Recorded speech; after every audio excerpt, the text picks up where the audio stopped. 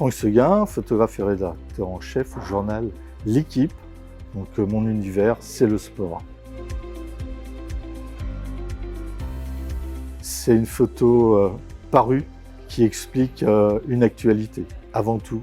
Ça peut être une belle photo aussi, mais c'est avant tout une photo parue qui explique un fait journalistique.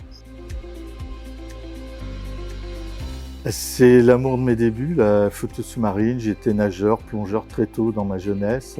Je faisais partie d'un club de natation dès l'âge de 8 ans. Et j'ai toujours été attiré par ce milieu. Et lorsque j'ai découvert qu'il existait des apnéistes dans les années 2000, je me suis intéressé tout de suite au phénomène. Je pensais que c'était une bonne opportunité de faire connaître ce nouveau sport qui avait été popularisé sur les écrans par le film Le Grand Bleu. Et dès les premières images, ça a été un coup de foudre. Sous l'eau, je manque d'air. J'ai hâte de revenir à la surface. Sérieusement, du bien-être, envie de faire des photos, envie de montrer ce qui s'y passe. Même si je ne photographie pas les poissons, moi ma spécialité c'est le sport, c'est le sportif. Donc c'est des images d'athlètes sous l'eau, des grands apnéistes. Je ne m'occupe que de champions dans leur milieu et c'est ça que je veux faire découvrir. Donc je ressens du bien, du bonheur dès que je me mets à l'eau pour photographier des champions d'apnée. Alors là, ça dépend de moi. 10 secondes ou 1 minute, ça dépend de mon apnée ou si je prends des bouteilles par exemple. Donc la photo dure le temps d'une apnée, l'apnée de l'apnéiste ou la mienne. Donc c'est en général assez court puisque ça va de 10-30 secondes à 1 minute.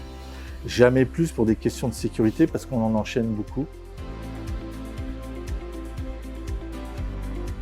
La plus grande photo de sport, en fait, j'en ai plusieurs, mais je te dirais même que je peux en avoir une tous les jours. J'en vois tellement, j'en vois 2000 par jour, des productions issues de mes photographes, des photographes du journal ou alors des photos à l'extérieur. Donc une grande photo de sport, vraiment j'en vois beaucoup et qui restent dans les tiroirs. Donc qu'on verra jamais, mais qui sont très très grandes, très très belles. Après, une grande sport, on pourrait la définir comme une photo célèbre de sport. Là, il y en a évidemment pléthore, encore une fois, Bob Beamon, Mark Spitz, des photos de boxe de Mohamed Ali, de F1 d'Ayrton Senna. Vraiment, je peux en citer des dizaines.